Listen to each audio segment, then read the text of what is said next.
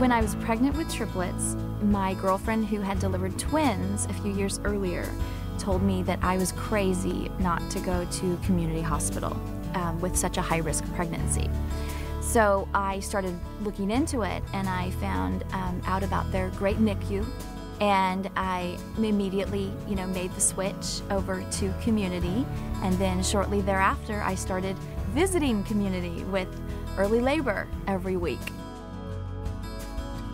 They were so well versed with high-risk pregnancies, and I felt like I was in great hands, and I felt that if there was anything medically that could be done, that this hospital could do it for me.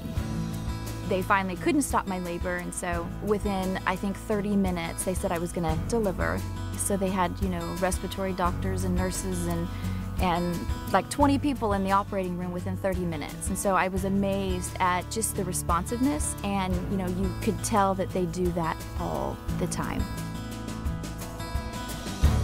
So although I was extremely nervous, I knew that it was in God's hands, and I knew that it was in the doctor's hands. And so I was in the place I needed to be to give my babies the best opportunity.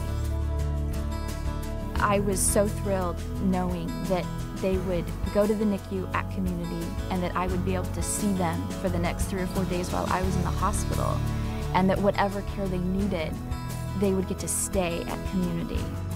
And so because of the NICU, I had 3 babies that, were cared for beautifully there on the facility. It's an amazing, amazing NICU.